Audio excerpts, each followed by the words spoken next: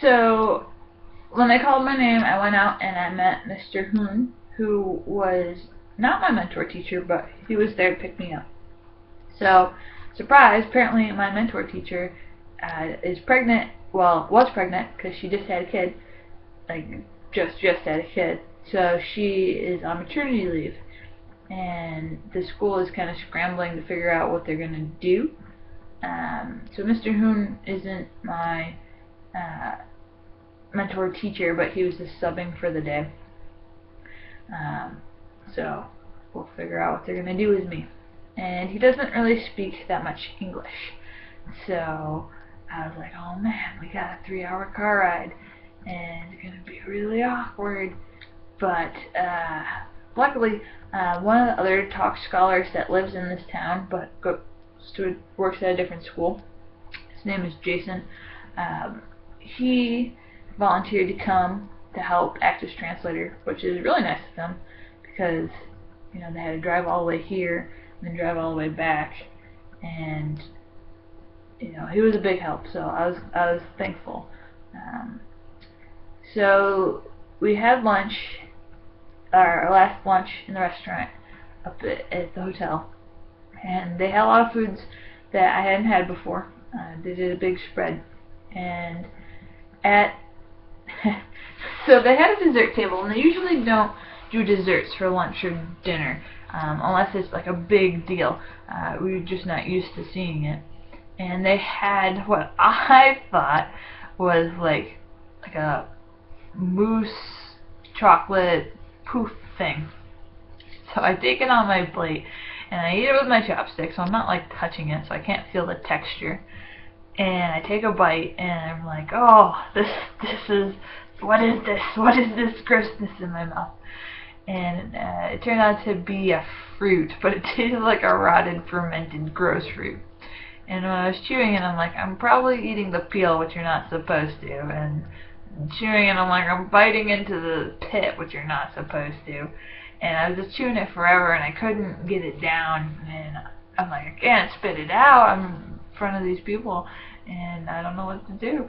So I kept working on it and trying my best to swallow it. So that's a cultural lesson right there.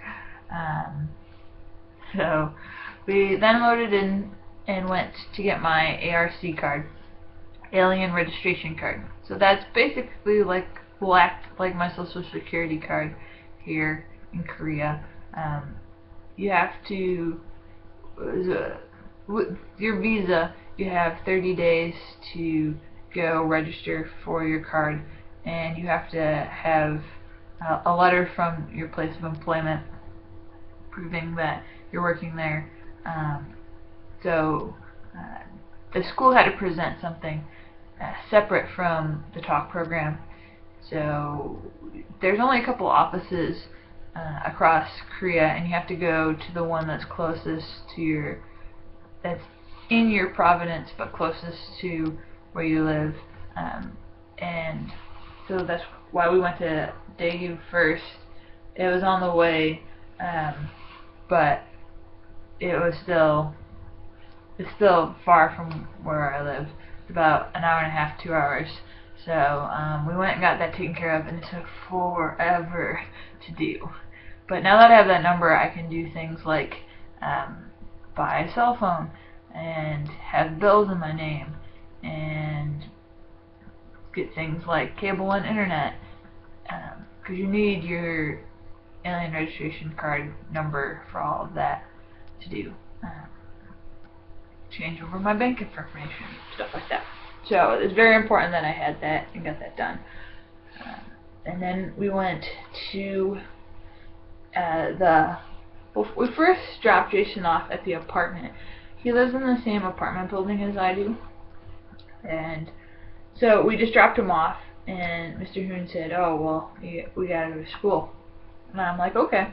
I thought we were gonna get like a tour or talk with the principal or meet some of the teachers, look at the classroom.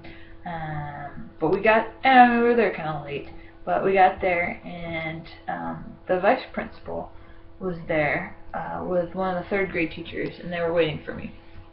And they said hello, and then quickly they're like hurrying us outside, and they're like, "Oh, we go to the apartment now." And I'm like, "Well, we were just there." But okay. So we went, and they were very helpful. I'm glad that they were there because they showed me. There's a combination key that you have to do to even get into the apartment complex. And then there's another combination code for my specific door, and they were showing me how to work all that. And I live on the 3rd floor, but there's no elevators, so they carried all my stuff up for me.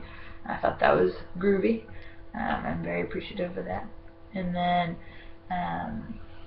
they went and looked through and made sure everything was fine with my apartment and that I had no problems. But it is kind of weird, you know, just sitting on the floor in my apartment. 5 minutes later, after meeting them, is the vice principal of the school and some of the teachers just chilling out in my bedroom on the floor. But it was really nice of them. And then afterwards, I thought we were all going to dinner, but it was just me and Mr. Hoon that went to dinner. So that was a surprise.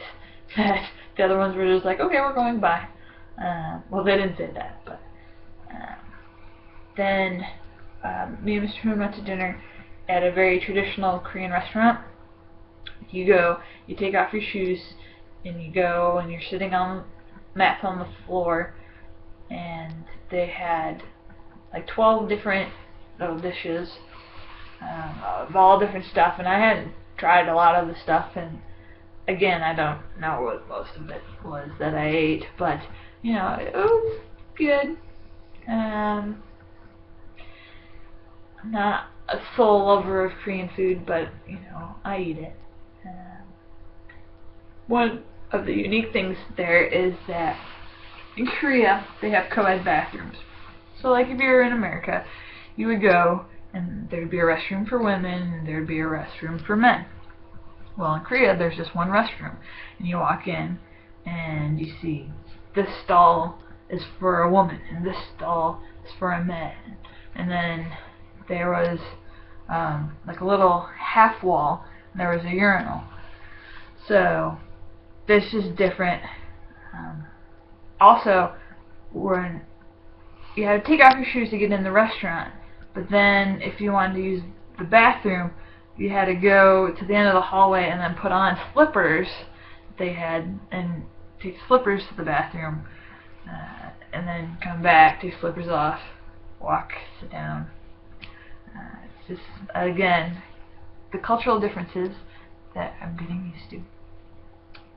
Then Mr. Hoon brought me back, and I've just been settling into my new apartment, which I did a separate video on if you wanted to see. And then I thought I'd update with some videos, so that's the end of this one. I'll answer your questions in a separate video. So, take 3.